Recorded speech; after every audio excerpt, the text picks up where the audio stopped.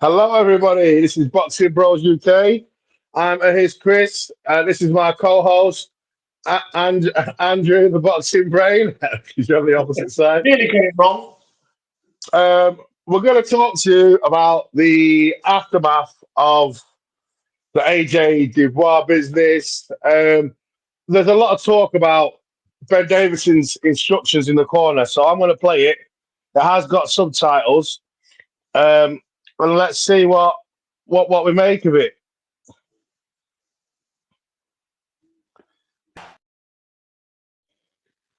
Oh, I've got so much I want to say on this, Chris. I really have. I've got so much I want to say on this. for me, his corner. I don't know why everyone's bitching about the corner instructions. He wasn't following them.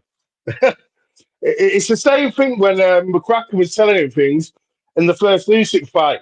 He was hurt and he wasn't doing what his corner was telling him to do. He was saying when you're moving around, you're not being threatening. That's why he's rushing you. So when you're stepping around, throw a jab out. Not a lazy jab. Throw a jab out. Be threatening. Like these are things like he shouldn't have to. AJ knows what to do, and as a coach, you shouldn't have to say exactly be threatening as you're moving and you're on the outside. You know he can't get you, but let's flick a jab out so he doesn't rush in. He should be able to just say just be threatening. And he's saying when he's bouncing, don't be afraid to step in. And he was even telling him when you're stepping in with your jab, you're overcommitting with your jab. So AJ just wasn't following the instructions because he was hurt. He was hurt. They were telling him he was trying to do it, but his body was too slow. And because he was slow trying to do things, or he was doing them wrong, like stepping in on his jab, like too much on his jab, not being threatening when he's stepping around, he's just stepping around the outside so the walk can go rush you. If you're not going to follow the instructions, that's what's going to happen. And you can't blame the coach and say it's bad corner advice because it wasn't. For me, that's my opinion on it. Yeah, I think a lot of it, because there's a bit where he says there's the high guard, and for whatever reason, he's not using the high guard, didn't use a high guard from the fucking start. But that's a whole other. Exactly. I think where the issue's coming, and I know Shane McGuigan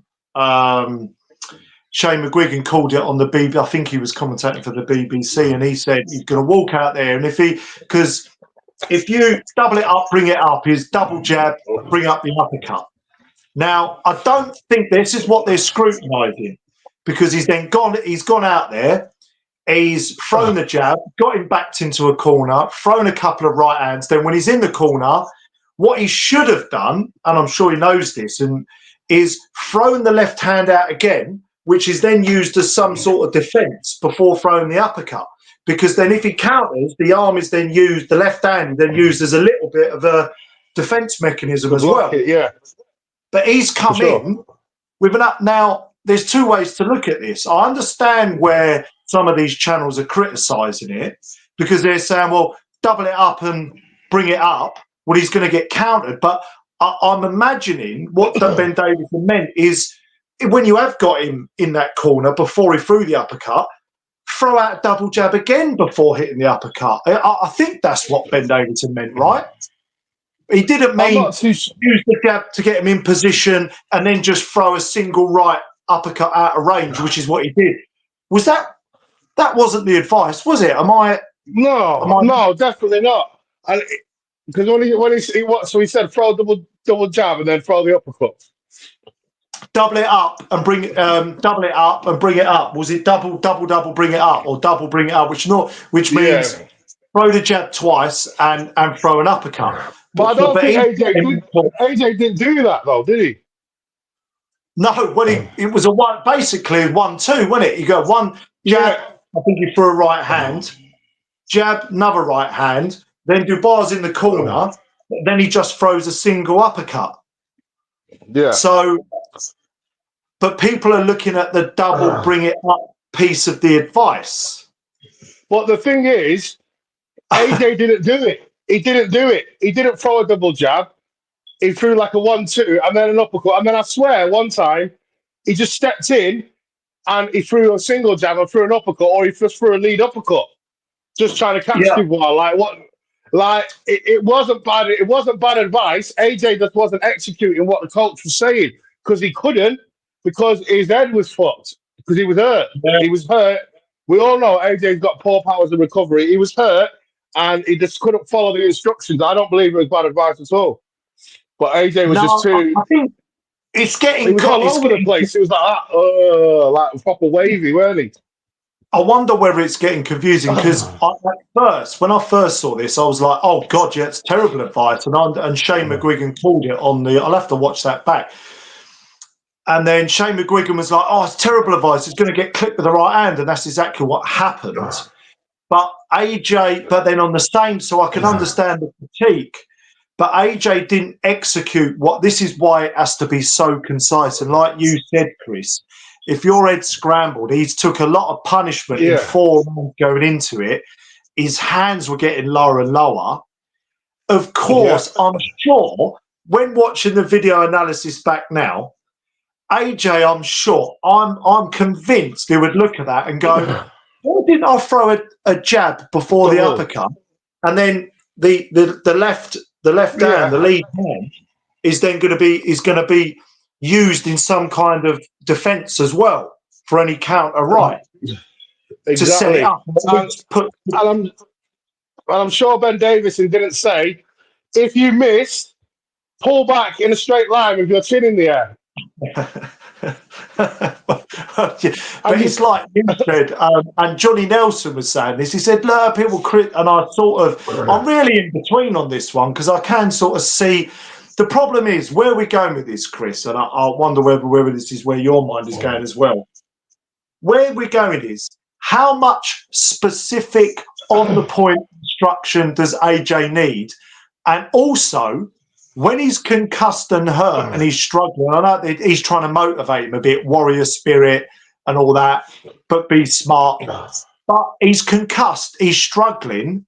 Would it not be, this is just my point of view, and I want to get your point of view on this, would it not, I know hindsight's a wonderful thing, just for a couple of rounds, right? 2 rounds, right? That's play the long game here. For 2 rounds, okay, I want you to get your hands up, keep your distance, throw the jab out with authority, keep it really simple for 2 rounds. That's try and recover. Right, now we're going out into the 7th, 8th round, AJ. Right, now what I want you to do, step on the gas a bit. Let's go. Look, hindsight, Chris, I get it. So, yeah, I think where AJ, in Ben Davison's defence, he's not been with AJ when he's been that hurt before. We could all see it, but like maybe for like if Ben Davis is like, if you do this, we're back in the fight, and then he can't do it, and then he's telling him again to try and do it, and maybe he should have made the chance. He took a chance, didn't he? Let me keep telling him, and if he does this, if he pulls it off, we might win. But like you say, hindsight's the best side. In fairness, with AJ's poor powers of recovery, he should have kept it simple. But you know, it's just one of them things, and that might still not have worked. He still might have got knocked out anyway. Do you know what? And also, Chris, see, this is enjoyable discussing this because there's so many avenues to it. It's one of those where you look at the AJ, the Klitschko fight took him till round 11 to come back. Elite level sport is fine margins, isn't it, Chris? On another day in heavyweight boxing, if he had made a slight adjustment, like you said, just one jab, just to kind of get in the punching lanes, getting a, get that punch in traffic, just to put Dubois off of it, then come in with maybe a straight shot, Dubois maybe gets knocked out. But we're talking like very, very fine margins, aren't we? So yeah, definitely. Like it's minimal, and it's just like it's just so hard to judge. But I don't think it was bad advice. He took a chance, got it a bit wrong, but any which way, I don't think it would have been. Let's say he did that, stayed on the outside, and still got himself knocked out. It wouldn't have been an exciting finish, would it? could have He might not happened. have landed that. He might not have landed that right hand that he did, and like And nearly also, turned tables. You know. years down the line, that fight will be looked more favourably for AJ than it is now. I think so, because he showed heart and Yeah. willing, and he and Oh he yeah. and I'll give him credit. Like he, because with Derek James, with Jermaine Franklin, I watched back and saw some of those, and he is a lot more kind of defensive minded. But I don't know. We'll look back on it as one of the great heavyweight exciting fights. So hopefully for Yeah, AJ, that's it. And it'll AJ's, age well or better. that's it. And then on to the next video. There's no rematch clause, but there is another fight. So let's Indeed. play Eddie So Hearn. let's clear this Let's play. up first and foremost. The rematch clause. What's happening? Is there a rematch clause for these two?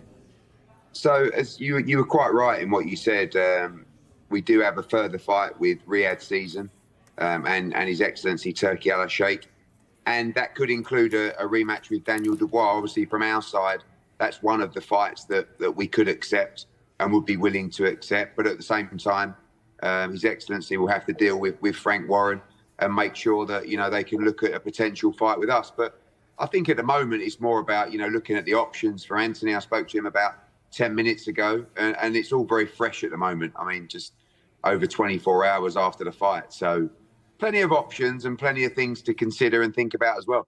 So just to confirm, I just want to make sure we're clear on this. The rematch clause wasn't there as such, but potentially these two will get it on again. Yeah, we have the opportunity to fight a number of opponents with Riyadh Season, and Daniel Dubois could be one of them. Yes, so.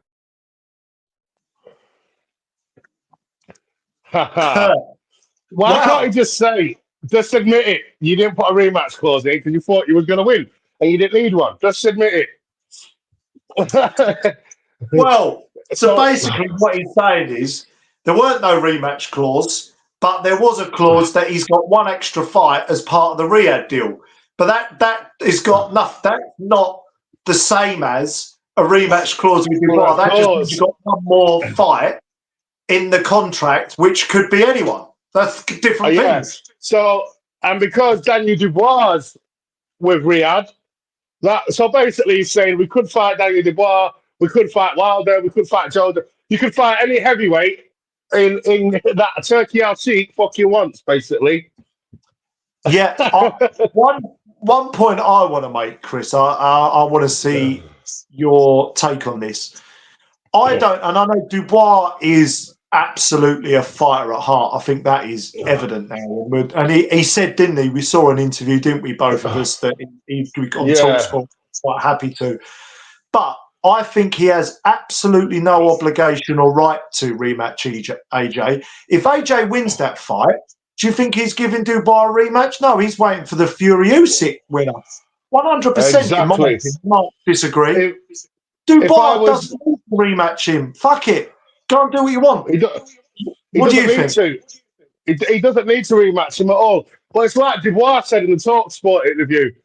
He said, I am happy for whatever. So he Yeah. said, I'm happy.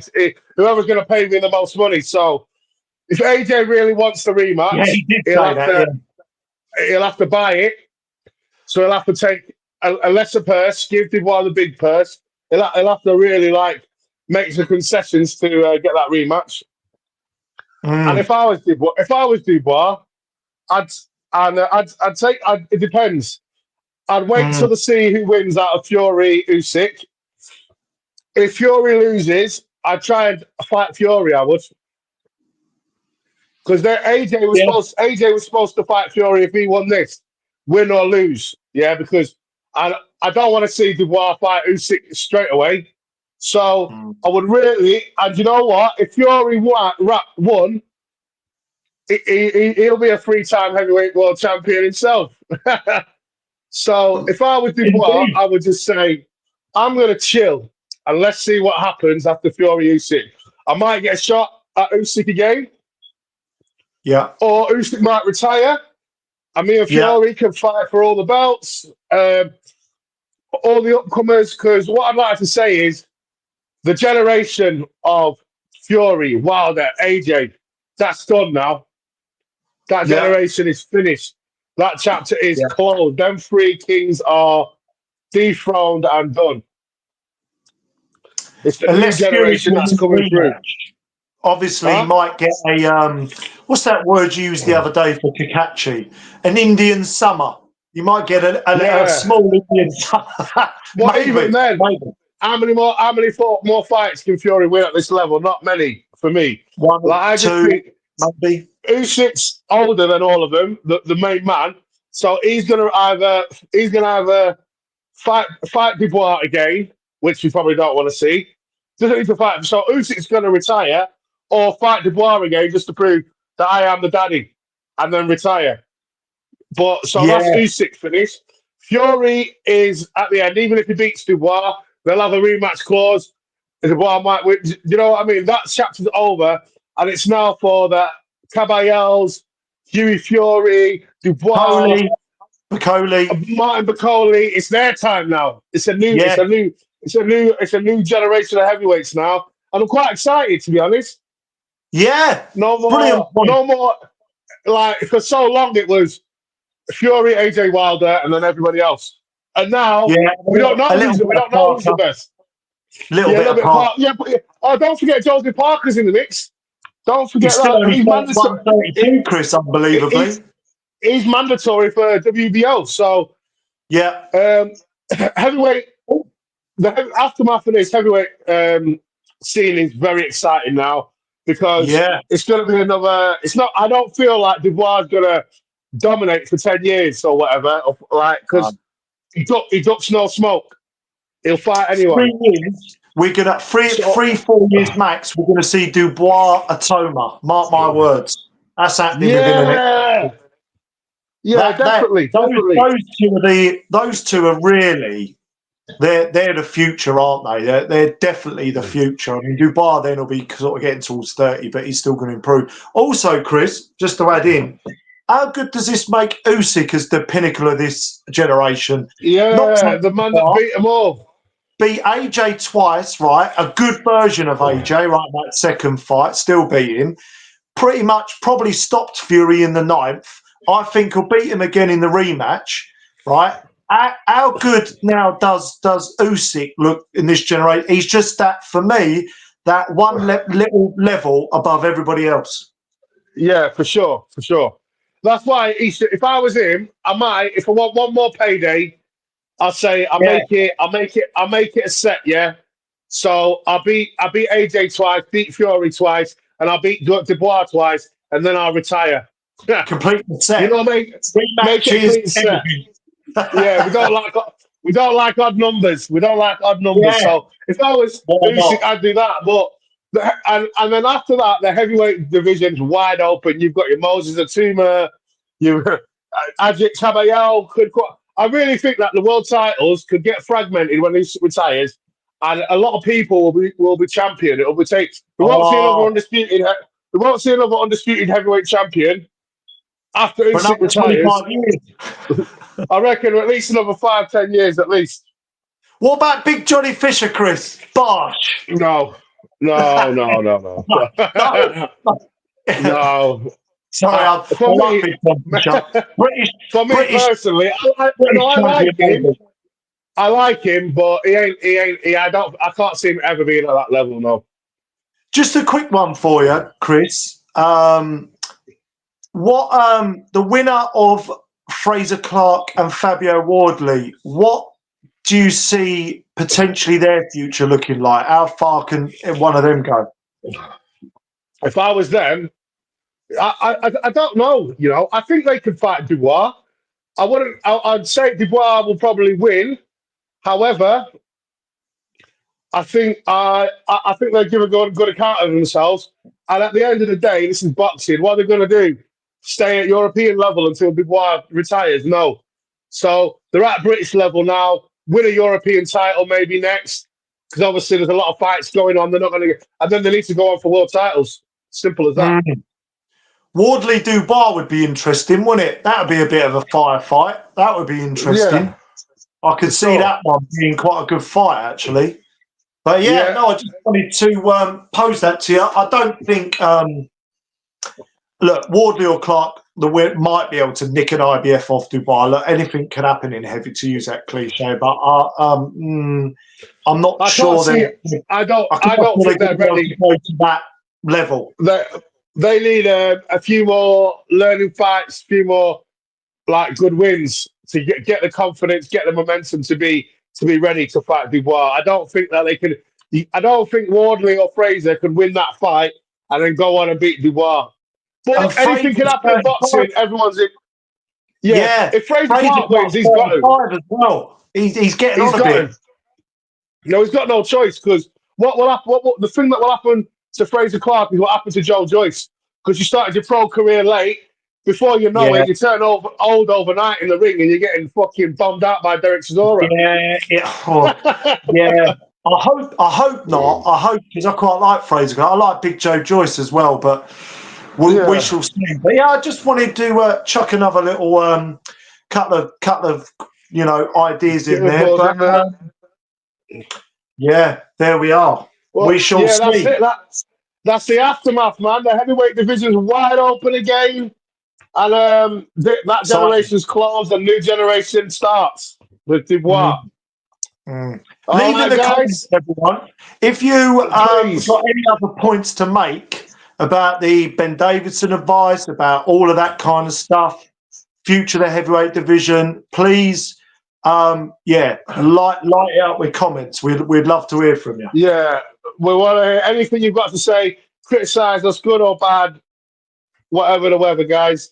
All right, like and subscribe.